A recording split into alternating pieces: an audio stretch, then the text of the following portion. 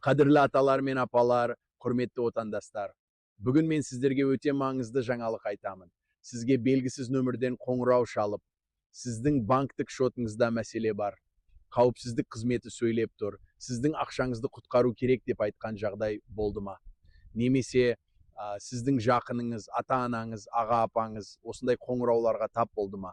Мүмкін біреуіңіз ақшада жоғалтқан шығар, алаяқтарға сеніп, өз шотынан ақша аударып берген шығар. Бүгін мен сіздерге айтамын, 2026 жылдың 19 наурызынан бастап жаңа заң күшіне енді. Бұл заң алаяқтарды тоқтатуға бағытталған. Бұл заңды білсеңіз, ешкім сіздің ақшаңызды ұрлай алмайды.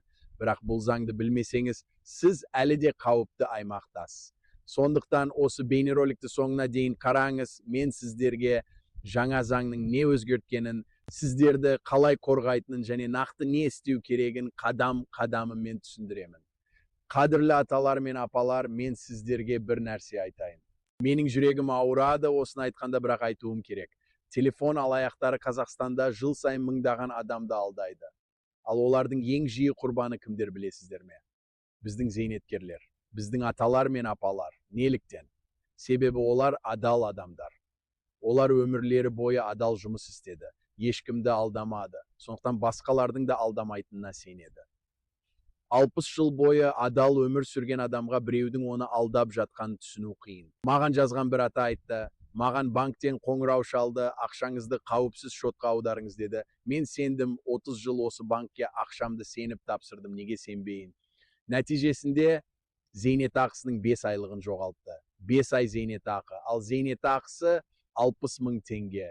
Дәрі-дәрмекке, нанға, коммуналдық төлемдерге де жетпейтін ақша, ал оны да алаяқтар алып кетті. Тағы бір апа жазды, маған қоңырау шалып, баласы апатқа түсті. Дереу ақша керек деді. Апа қорқып, жан-жағынан ақша жинап аударып берді, 150 мың теңге. Кейін белгілі болды, баласына ештеңе болмаған, бұл алаяқтар болған. Апаның ақшасы жоғалды. Мұндай оқиғалар мыңдап саналады, достар. Тағы бір ата жазды, маған қоңырау шалып, немереңіз полицияда бас бостандығын сатып алу үшін ақша керек деді. Ата 100 мың теңге аударды, бұл оның 2 айлық зейнетақысы. Кейін немересіне қоңырау шалса, немересі үйінде отыр, ештеңе болмаған. Ал ата 2 ай нанға ақшасыз қалды. Тағы бір жағдай, баға WhatsApp арқылы хабарлама жазды, өзін әлеуметтік қызметкер деп таныстырды. Зейнетақыңызға қосымша төлем бар, картаңыздың нөмірін жіберіңіз деді. Апа жіберді. Картадан барлық ақшасын алып кетті. 18 мың теңге. Аз ақша деп ойлайсыз ба? Бірақ ол апа үшін бұл бір айлық азық түлік, дәрі-дәрмек, коммуналдық төлем. Ол апа жылап маған жазды. Мен енді дүкенге барудан қорқамын, ешкімге сене алмаймын деді. Ал ең қорқыныштысы, көпшілігі полицияға бармайды. Себебі ұялады, мені алдады деп айтуға ұялады, немесе ойлайды, полиция ештеңе істемейді. Бұл дұрыс емес. Ұялатын алаяқтар сіз емес. Ал полицияға хабарлау керек. Себебі сіздің арызыңыз басқа адамдарды қорғауы мүмкін. Ал пікірлерге жазыңыз, сізге немесе сіздің жақыныңызға алаяқтар қоңырау шалды ма? Не айтты? Ақша жоғалттыңыз ба? Мен әрбір пікірді оқимын және ең маңызды жағдайларды келесі роликтерде талдаймын. Достар, егер сіз біздің арнаға әлі жазылмаған болсаңыз, қазір жазылыңыз және қоңырауды басыңыз. Мен заңгер Бекзат Ұларман. Сіздердің құқықтарыңызды қорғаймын. Әрбір бейнероликте мен сіздерге нақты қолданбалы ақпарат беремін.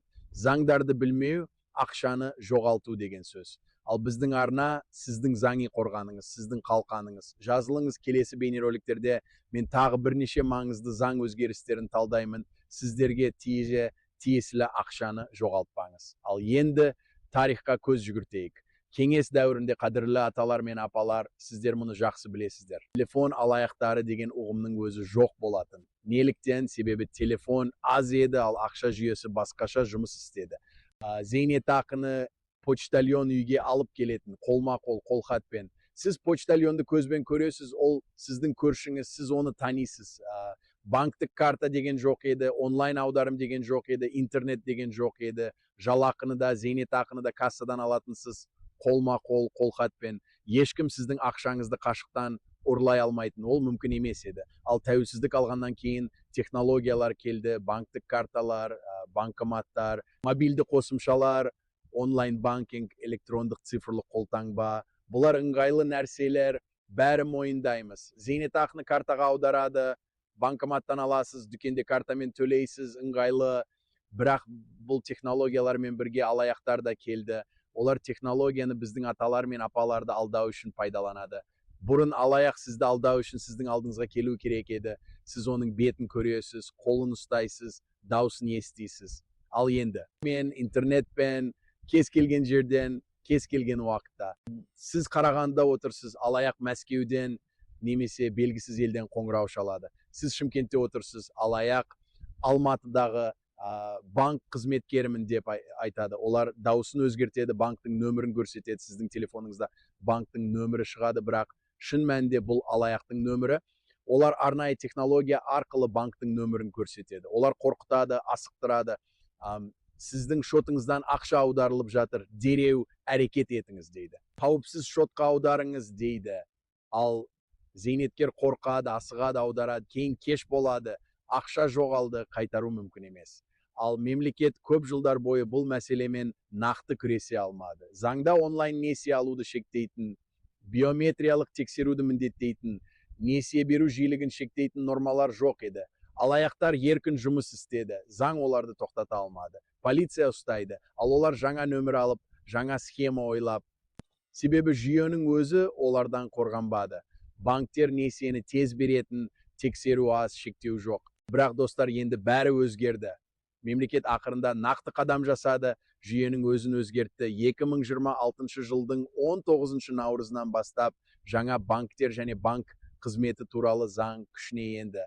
Бұл соңғы 30 жылдағы ең ауқымды банк заңнамасын жаңарту, ал оның ең маңызды мақсаттарының бірі сіздерді, біздің зейнеткерлерімізді алаяқтардан қорғау. Енді заңның мәніне көшейік, не нақты өзгерді?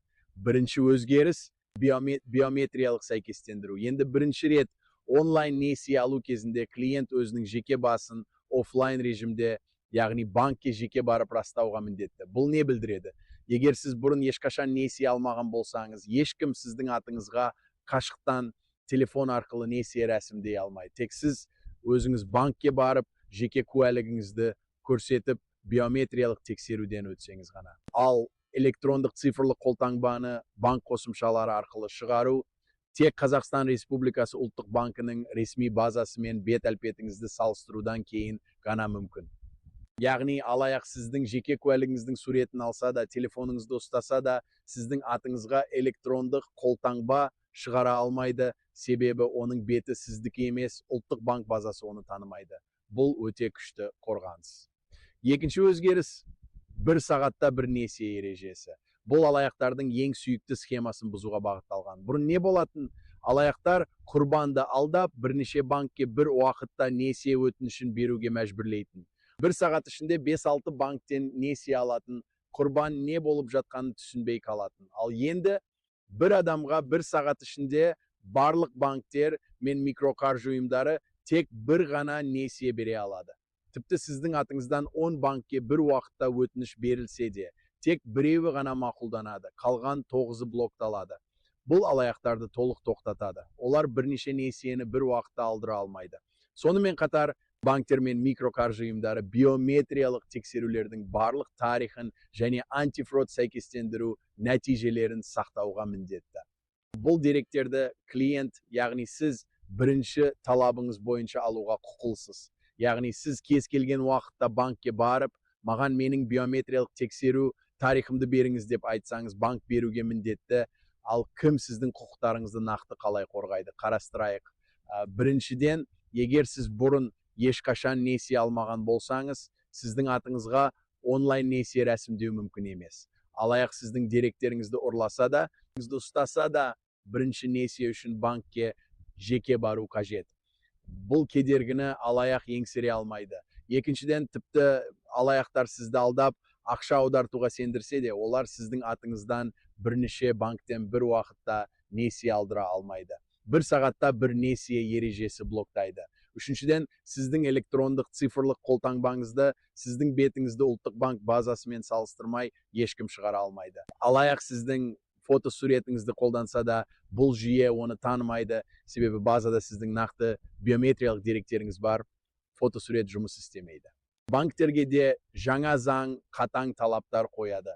Zаңда адал емес тәжірибелер тізімі ресми түрде бекітілді. Бұл тізімге не кіреді? Біріншіден, клиентке қосымша қызметтер мен сақтандыруды күштеп тіркеу. Екіншіден, несиенің нақты құнын жасыру, яғни сізге несиенің 1%-ын көрсетіп, шын мәнінде 15% алу. Үшіншіден, адастыратын ақпарат тарату, акция тегін несие 0% деп жарнама беріп, шын мәнінде ақша жинау. Осы нормаларды бұзған банктерге қатаң санкциялар қолданылады. Лицензиядан толық айыруға дейін. Яғни банк адал емес тәжірибе қолданса, ол банк жабылуы мүмкін. Тұтынушылардың құқықтарын қосымша қорғау үшін қаржылық омбудсменнің бірыңғай кеңсесі құрылады. Бұл кеңсе клиенттердің банктермен, сақтандыру ұйымдарымен және микроқаржы ұйымдарымен дауларын шешуге көмектеседі. Яғни егер банк сізді алдаса, сіздің құқықтарыңызды бұзса, тегін түрде осы омбудсменге жүгіне аласыз, ол сіздің мәселеңізді шешуге көмектеседі. Сотқа жүгінудің қажеті жоқ, омбудсмен мәселені тезірек және оңайырақ шешеді. Бірақ егер омбудсменнің шешімі сізді қанағаттандырмаса, сотқа жүгіну құқығыңыз сақталады. Тағы бір маңызды жаңалық, жаңа заң цифрлық теңге тұжырымдамасында енгізеді. Бұл болашақтың валютасы, ұлттық банктың цифрлық валютасы. Бірақ бұл тақырып бөлек, оны келесі роликтерде талдаймыз. Ал қазір сіздерге ең маңызды нәрсені қайталайын. Жаңа заң алаяқтарға қарсы 3 қуатты қалқан жасады. Бірінші қалқан биометрия, яғни сіздің бет әлпетіңіз. Оны алаяқ көшіре алмайды. Екінші қалқан уақыт шектеуі, яғни 1 сағатта 1 несие. Алаяқ тездете алмайды. Үшінші қалқан міндетті жеке қатысу, яғни бірінші несие үшін банкке бару керек. Алаяқ сіздің орныңызға бара алмайды. Бұл 3 қалқанды бірге алсақ, алаяқтардың жұмысы бірнеше есе қиындайды. Олар бұрынғыдай оңай алдай алмайды. Бұл сіздің жеңісіңіз, достар. Бұл біздің бәріміздің жеңісіміз.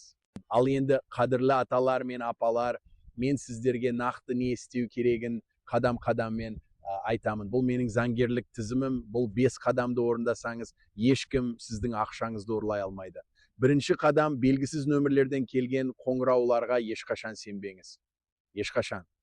Сізге біреу қоңырау шалып, мен банк қызметкерімін, немесе мен полиция қызметкерімін, немесе мен қауіпсіздік қызметінен хабарласып тұрмын десе, телефонды қойыңыз, дереу қойыңыз.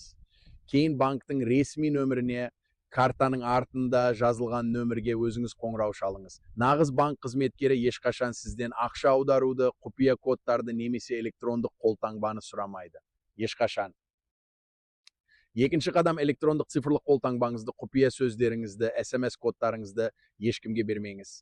Тіпті банк қызметкері деп өзін таныстырған адам сұраса да, тіпті полиция деп айтса да. Нағыз мемлекеттік қызметкерлер бұл деректерді ешқашан телефон арқылы сұрамайды. Егер біреу сұраса, бұл 100% алаяқ. Үшінші қадам, банктік қосымшаларыңыздағы хабарламаларды мұқият оқыңыз. Егер сізге біреу сіздің атыңыздан несие сұрады, немесе жаңа электрондық қолтаңба шығарылды деген хабарлама келсе, дереу банкке хабарлаңыз. Бұл сіздің қорғанысыңыздың бір бөлігі, жүйе сізді ескертеді, ал сіз тез әрекет етуіңіз керек. Төртінші қадам, егер алдау сезілсе, егер сізден ақша алып кеткенін сезсеңіз, немесе біреу сіздің атыңыздан несие рәсімдегенін білсеңіз, дереу 1 нөмір 02-ге қоңырау шалыңыз. Бұл полицияның жедел нөмірі. Сонымен қатар банктың горячий линиясына да хабарлаңыз, олар шотты бұғаттай алады, ақша аударымын тоқтата алады. Неғұрлым тез хабарлассаңыз, ақшаңызды қайтару мүмкіндігі соғұрлым жоғары. Алғашқы бірнеше сағат ішінде хабарлассаңыз, банк аударымды тоқтатып, ақшаны қайтаруы мүмкін, ал 1-2 күн өтсе мүмкіндік азаяды. Сондықтан асығыңыз, бірақ дұрыс адамдарға, яғни полиция, банкке. 5-ші қадам, балаларыңызға, немерелеріңізге айтыңыз, олар сіздің телефоныңыздағы банктік қосымшаларды тексеріп берсін. Қажетсіз қосымшаларды өшірсін, құпия сөздерді күшейтсін, саусақ изімен немесе бет әлпетпен кіруді орнатсын. Балаларыңыз сіздің бірінші қорғаныс шебіңіз. Олардан сұраңыз, менің телефонымда бәрі дұрыс па, маған қандай қосымшалар қажет, қандайлары қажет емес. Бұл ұят емес, бұл ақылдылық. Ал тағы бір маңызды кеңес, егер сізге күтпеген қоңырау шалып, ақша аудару туралы сөз болса, ешқандай шешім қабылдамаңыз. Телефонды қойыңыз, 10 минут күтіңіз, балаңызға немесе көршіңізге қоңырау шалыңыз, кеңесіңіз. Алаяқтардың ең күшті қаруы асығыстық. Олар сізді ойлануға уақыт бермейді. Ал сіздің қаруыңыз уақыт. 10 минут күтсеңіз, алаяқтың алдауы жұмыс істемейді. Қадірлі аталар мен апалар, құрметті отандастар, бүгін біз жаңа банктер туралы заңды толық талдадық. Бұл заң біздің елдің банк жүйесін 30 жылда алғаш рет түбегейлі жаңартты. Бұл заң тікелей сіздерді, біздің зейнеткерлерімізді қорғауға бағытталған. Қорытындылайық, не білдіңіздер бүгін? Біріншіден, бірінші несие тек жеке қатысумен онлайн рәсімдеу мүмкін емес. Екіншіден, бір сағатта бір несие, алаяқтар бірнеше несиені алдыра алмайды. Үшіншіден, электрондық қолтаңба тек биометриялық тексерумен ұлттық банк базасымен салыстыру арқылы. Төртіншіден, банктерге адал емес тәжірибелер үшін лицензиядан айыруға дейін жаза. Бесіншіден, қаржылық омбудсмен сіздің құқықтарыңызды тегін қорғайды. Мен сіздерден сұрайын, сізге немесе жақындарыңызға алаяқтар қоңырау шалды ма? Не айтты? Ақша жоғалттыңыз ба? Пікірлерге жазыңыз. Мен оқимын, ал ең маңызды жағдайларды келесі бейнероликтерде талдаймын. Ал егер сіздің жақыныңыз алаяқтардың құрбаны болған болса, егер ақша жоғалтқан болса, маған жазыңыз, мен заңгер ретінде кеңес беремін. Қайда жүгіну керек? Қалай ақшаны қайтаруға тырысу керек? Қандай құжаттар қажет? Бұл видеоны достарыңызға, ата-анаңызға, аға-апаларыңызға, көршілеріңізге жіберіңіз. Олар да білуі керек, әсіресе жалғыз тұратын зейнеткерлерге. Олар ең осал топ, олар бұл ақпаратты ең қажет етеді. Лайк басыңыз, арнаға жазылыңыз, қоңырауды басыңыз. Естеріңізде болсын, заңды білу темір қорғаныс, ал заңды білмеу алаяқтардың ең жақсы досы. Сіздің заңгеріңіз Бекзатұлы Арман әрдайым сіздің жағыңызда. Кездескенше достар.